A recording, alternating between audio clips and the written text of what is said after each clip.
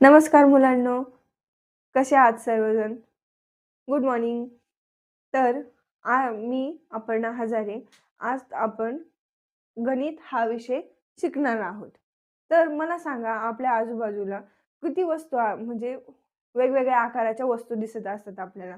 माझ्या मागे हा बोर्ड आहे. इथं टेबल आहे खाली. त्याचे वेगवेगळे आकार आहेत म्हणजेच आयत, चौकोन, त्रिकोण, गोल हे वेगवेगळे आकार आहेत. तर जर समजा मी अ, ह्या ह्या बोर्डचं बाहेरील बाजूचे मोजमाप करत आहे. तर मी काय काढत आहे? तुम्ही ओळखलंच असेल, परिमिती. बरोबर. तर आपण जेव्हा बाहेरील बाजूंचे मोजमाप करतो, त्याला परिमिती असे म्हणतात. हा घटक आपण मागच्या लेक्चरमध्ये अभ्यासला आहे. जर मला ह्या चौकोनाला रंग द्यायचा आहे. हा हा चौकोन मला पूर्ण रंगवायचा आहे. तर मला त्याचं काय काढलं पाहिजे बरं? काही आयडिया तुम्हाला?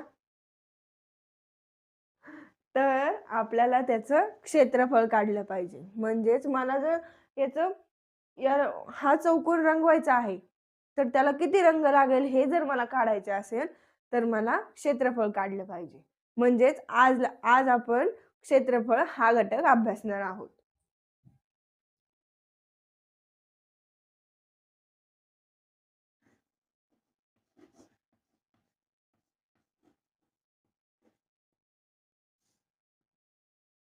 क्षेत्रफळ.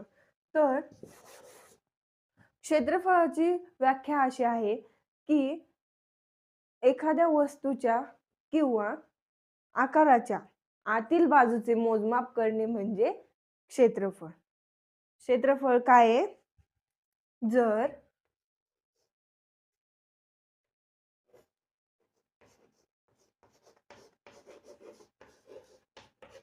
क्षेत्रफळ म्हणजे एखादी वस्तू किंवा आकार त्याच्या आतील बाजूचे मोजमाप करणे म्हणजेच क्षेत्रफळ होय.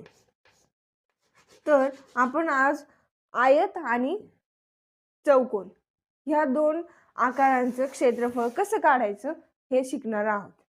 पहिले आपण आयताचे क्षेत्रफळ घेऊया.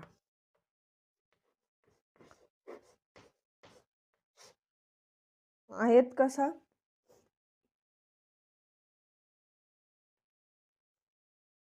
आयताला लांबी असते आणि रुंदी असते.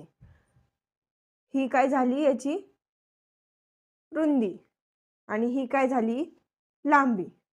जर मला